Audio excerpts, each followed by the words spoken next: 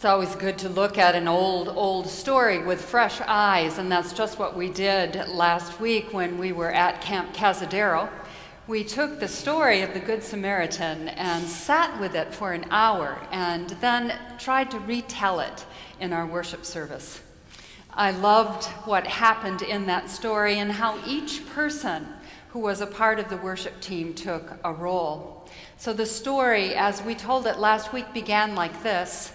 A woman was walking down the street, probably downtown Berkeley, on her way to yoga class.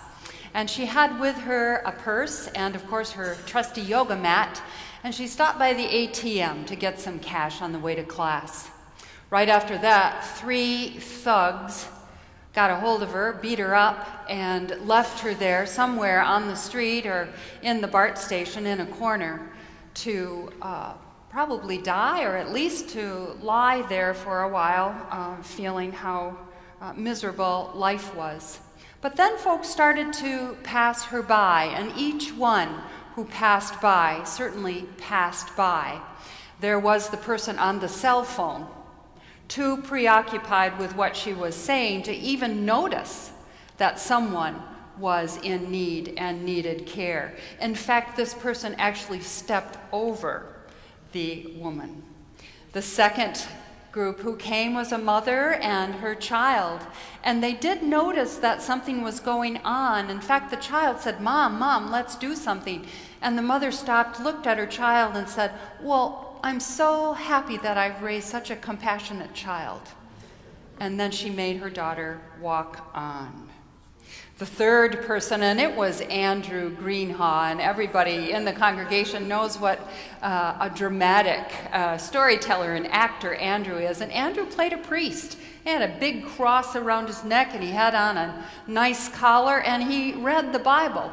And as he was reading the Bible and walking down the street, I hope he wasn't a Pacific School of Religion seminarian, he happened to turn and notice that there was this person on the ground, but the words of the scripture were more important to him than who was lying on the ground. Finally, someone came by, and this was a person who was most likely homeless, most likely had some mental health issues going on, and if she wasn't homeless, she didn't have that great of a home to go to. She had a plastic bag with her and a bottle of wine. And as she sat, she noticed this woman, and she noticed the woman's needs, and immediately went to her side and was present to take care of the person. The first thing she did was she pulled out her own blouse and began to wipe the beaten woman's face. Then she asked her if she would like a drink. And she did get a little bit of wine, but it immediately perked up this woman. And then finally she took her cup where she had been asking for money and gave it to the woman for the BART. Then she picked the woman up and walked her over to the BART. It's amazing, isn't it, to think about how close that story of the Good Samaritan is in our lives, how we see it taking place in our streets and in our lives every day. So today, we're talking about a very important subject, a subject that we often don't talk about, and Kurt alluded to that, loving those who are forsaken. How can we open our eyes and our minds and our hearts to hear the story, bind up the wounds, and tend to those who are members of God's family, those who are breaking God's heart? Who are they? And how can we help? We have to start by examining our own assumptions. Sometimes we think of those who are forsaken as categories instead of actual people with real struggles and everyday lives. We would rather not connect with those who experience alienation, disorientation, loneliness, and disconnection in our own communities. So we distance ourselves by placing those folks into categories that allow us to have some distance and some separation, because those folks could threaten our sense of security, our safety, and our control. And we see that in the original story of the Good Samaritan. But it can hit home. It can hit home. That word, that thought, that very experience of forsaken. Everyone, I believe, or nearly everyone, has a story of when we felt forsaken and lost, a story about being left alone in need of some tenderness along our way, a story about being cast out and set aside. I have a really weird memory of my first story. I was on the beach, and it was my senior high school class, and we were choosing teams to play volleyball, and I didn't get chosen until the very end. What an odd way to begin to understand a sense of being set aside, cast out, not being one of, but being set aside. Most all of us have a glimpse of what it feels like to be forsaken, to be left behind, left alone to cope, to be given up upon, or even abandoned. Jesus' words on the cross, my God, why have you forsaken me?" There's the word. Were spoken centuries before and put into Jesus' mouth centuries later. The psalmist asked the same question in Psalm 22. My God, why have you abandoned me?" And the psalm that we read this morning is a psalm of anguish, a cry for help. The sense of being absolutely alone and abandoned, forsaken, is what I would call a primal emotion. It is not a modern emotion. It hasn't just come into vogue or into being in the last century or two like anxiety, a modern emotion, or depression, for which we can develop coping skills and for which the society has an understanding.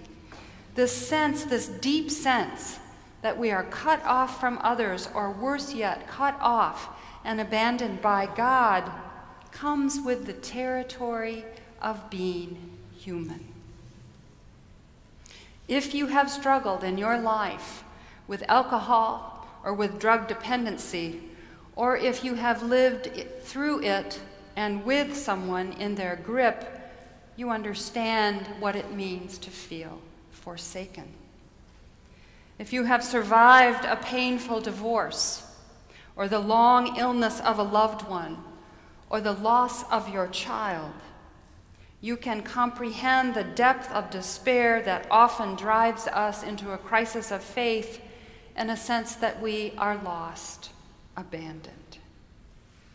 If you have walked with a person coping with mental illness, or struggled with a parent who is struggling with Alzheimer's, or have been part of someone's life who has PTSD, post-traumatic stress, you have some understanding of how far away another person can feel and how helpless and hopeless some struggles can be.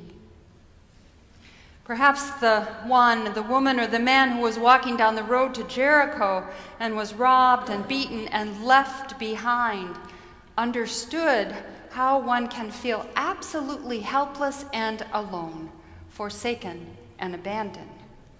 And perhaps the one who was left by the side of the road also has an understanding of how amazing it must be to be lifted up into life again. The psalmist says, a shower of blessing.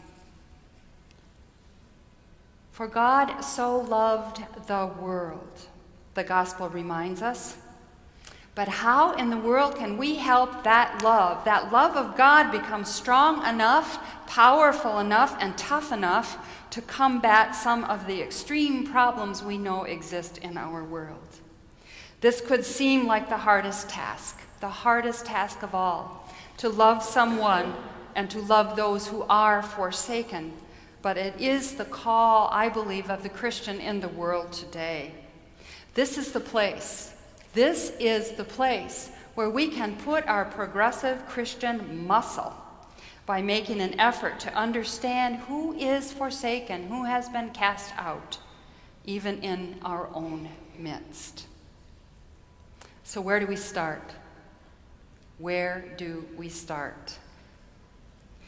Reinhold Niebuhr, who is one of the finest Reformed theologians of the last century, wrote a prayer in mid-century called, in a sermon that he entitled Practical Christianity. What is the way that Christians can live out their lives in practical ways? Later on, after he preached that sermon, the Serenity Prayer became famous for its brevity and its honesty. And even later on, that prayer became the prayer of Alcoholics Anonymous and all the anonymous groups because of its clarity about trusting what is God's and what is ours to accept and to cope with in our own life. You know the prayer. It's powerful. It's beautiful. God, grant me the serenity to accept the things I cannot change, the courage to change the things I can, and the wisdom to know the difference. And the next line of this, does anyone know the next line? Living one day at a time. Living one day at a time. We don't have to do this all at once. We get to understand wisdom, serenity, and courage, and how we must interact in the world one day at a time. We get to do what we can do. We don't have to go ahead of ourselves or feel that we have to save the world. Practice serenity, courage, and wisdom to be able to make a difference in the world. And at the same time, the prayer calls upon us to trust God to work God's love in the world through us. Answers about how we might do this are everywhere. Just for the fun of it, this past week, I kept my ears and my eyes and my heart open to hear some stories about how people are interacting with the world and with those who might otherwise be forsaken. So in last Sunday's New York Times Magazine, my ears perked up and my eyes too, because I read a story about Kalamazoo, Michigan. I went to school in Kalamazoo, and so I always like to read about it, and I just like saying the word, don't you? Kalamazoo. I read about a group of private investors who have decided in their community to make a huge difference in the lives of every kid in the school system. They have created Promise. That's what they call it, and they have remained anonymous. They promise that every young person who graduates from public high school in Kalamazoo will get a scholarship to college. Now, that city is depressed. It has been depressed because of Michigan economics. And so many kids in that city and in the inner city certainly could not afford to go to college unless a miracle took place. And now it has. The group, it's a group of people, does not want to be identified, but their promise has been kept. They've invested in the Kalamazoo school system and in every kid who graduates $35 million so far and counting, and they're not letting up. Poor kids who might have been sidelined or abandoned or let go are being given a chance through the gift of higher education. Here's a story. There is a jail near us that releases several young men each week back onto the streets because our jails now cannot hold all the people who are being sent there. I heard about a man who is retired now, and he's decided that in retirement, his job is to meet those as they are released from the city jail with whatever support they need to get where they are going. It could be a ride home, or a trip to the drugstore to pick up a toothbrush, or it could be a whole new set of clothes, or help finding a temporary home. He is not part of the system. He refuses to be, and he will not accept pay for what he does.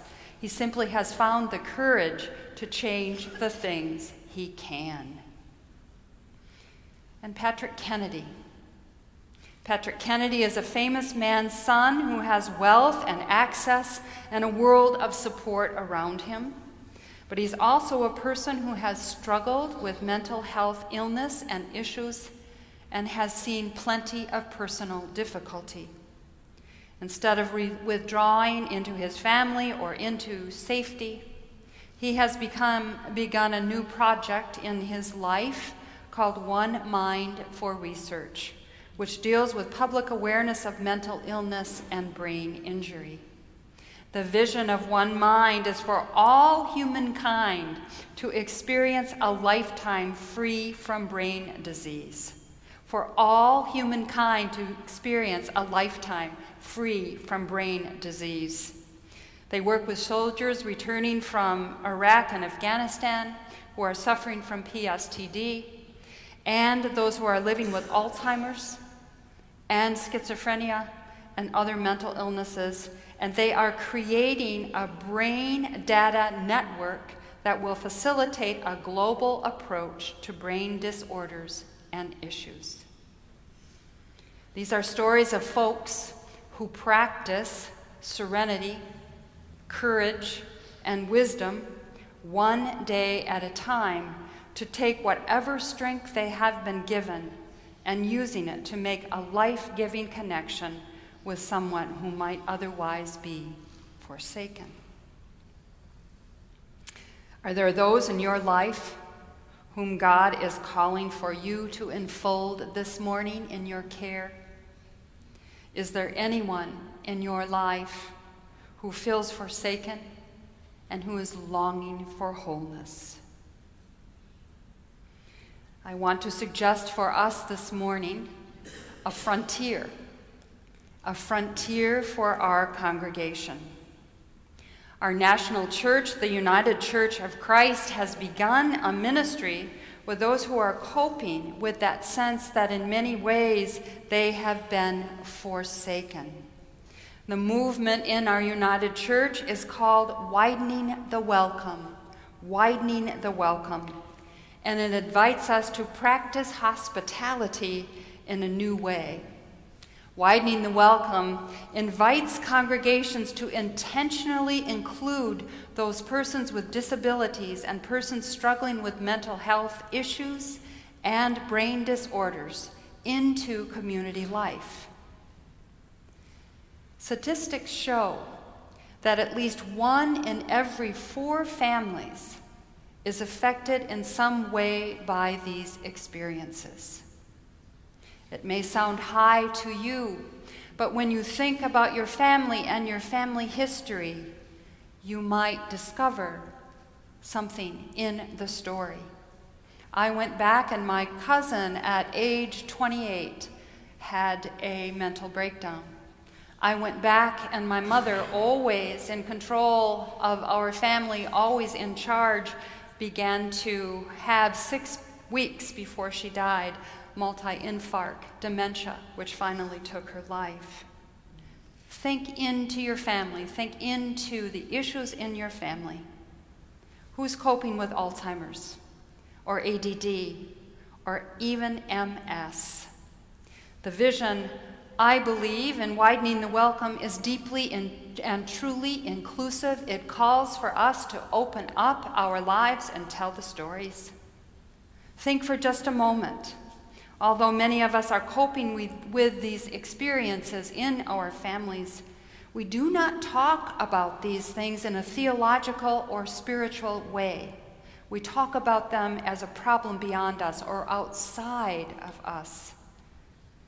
And while we are doing this, we try, all of us who are coping, to do the best we can one day at a time, but we don't always bring this struggle into other areas of our life. Perhaps pride gets in the way, or a desire for privacy, or maybe we are just too tough for our own good. Widening the Welcome states that opening ourselves to a deeper conversation about our abilities and our disabilities can open us up to the transforming power of God and our faith, and that faith can be released and shared with each other in powerful ways. So let us begin, starting today, a conversation with each other about widening our welcome. There is a conference taking place in November, and it is called Widening Our Welcome, and we are sending a member of this congregation to that conference. Robin Kempster will be going on our behalf. Would you stop by? Robin, would you just wave your hand? Would you stop by and tell her you're glad she's going on your behalf? There is a children's book that I have been rereading this week. Many of us know this book for its raw truth about what it means to be real, to be actual, to be loved and accepted for who and what we are. Without hitting us over the head, the book speaks to the transforming power of love that makes each one of us real, no matter what we are coping or struggling with, and it releases us from that feeling of being cast out or forsaken. The Velveteen Rabbit. It's a conversation between toys, but toys in this case point us towards our humanness and our humanity. Two toys are talking with each other about what it means to be human. The Skin Horse lived longer in the nursery than any of the others. He was so old that his brown coat was bald in patches and most of the hairs on his tail had been pulled out. He was wise, for he had seen a long succession of toys arrive and pass away, and he knew that they were toys and they would never turn into anything else. The Skin Horse understood all about it. What is real? The rabbit asked a Skin Horse one day. Skin Horse replied, "Real isn't how you are made. It is a thing that happens to you. When a child, when a person loves you for a long, long time, not just to play with, but really loves you, then you become real. Does it hurt? Sometimes. Skin Horse was always honest, but when you are real, you don't mind being hurt. It doesn't happen all at once, Skin Horse said. You become. It takes a long time.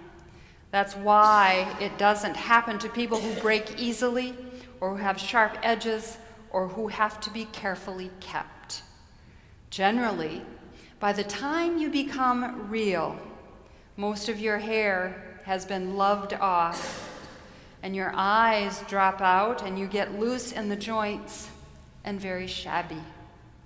But these things don't matter at all, because once you become real, you can't be ugly, except to people who don't understand.